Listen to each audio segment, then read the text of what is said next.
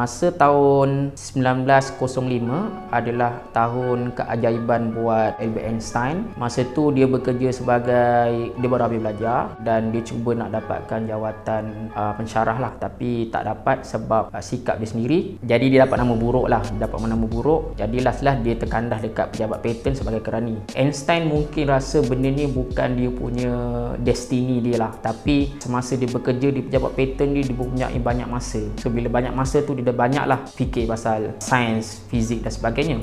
Masa tahun 1905, tahun tersebut adalah tahun keajaiban buat dia, sebab masa tahun 1905 tu dia menggagaskan 4 gagasan besar dalam fizik lah. Pertama, dia berjaya membuktikan teori kuantum melalui photoelectric effect. Lepas tu dia berjaya membuktikan kewujudan atom melalui Brownian motion. Kemudian dia merumuskan kesaksamaan tenaga dan jisim, dan akhir sekali dia menggagaskan teori relativity lah. Relativity ni dia ada dua, satu special relativity, satu general relativity. Dalam special relativity ni dia ada dua peraturan dah, Peraturan yang pertama sekali, special relativity ni dia cakap hukum fizik bagi setiap rangka rujuk inersia adalah sama. Maksud dia apa tahu? Maksudnya, hukum fizik bagi orang yang sedang pegun, orang yang contoh kat dalam bilik ni kan, kita duduk kat bilik ni, dengan orang yang sedang bergerak secara konstan, secara malar adalah sama. Contohnya kalau kita dalam bilik ni, bila kita lempar shilling ke atas dan shilling tu akan jatuh balik ke tangan kita. Tapi dalam kereta yang bergerak, kejadian yang sama akan berlaku walaupun kereta tu bergerak. Asalkan kereta tu bergerak secara malar, secara konstan. So bila kita lempar shilling, dia akan jatuh balik ke tangan kita. Sebenarnya tak ada beza lah sama ada kereta tu bergerak ke tak bergerak ke, sama asalkan kereta tu dia tak memecut. Kalau memecut dia jadi cerita lain lah.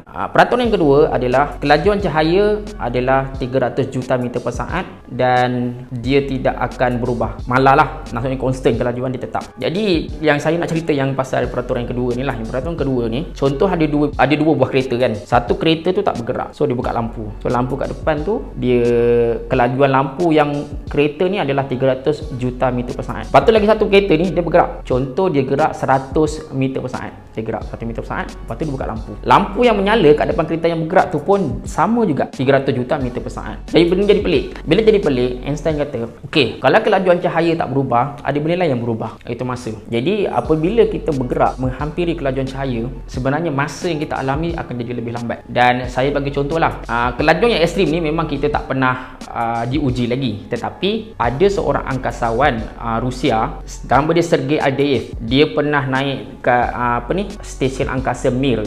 Stesen angkasa dah tak ada lah. Masa dulu dia pernah naik dan dia pernah mengelilingi bumi dengan kelajuan tak menghampiri kelajuan cahaya, tapi sangat-sangat laju lah, puluhan ribu kilometer per jam. Dan dia muda, tak silap saya 2 saat. Tak silap saya lah 2 saat, lebih kurang macam tu. So dia ada bukti kat situ lah. Dan itu pasal special relativity. Lepas tu teori relativity yang kedua adalah general relativity. So general relativity ni dia cakap, Einstein cakap gravity ni terjadi akibat daripada lengkungan ruang masa.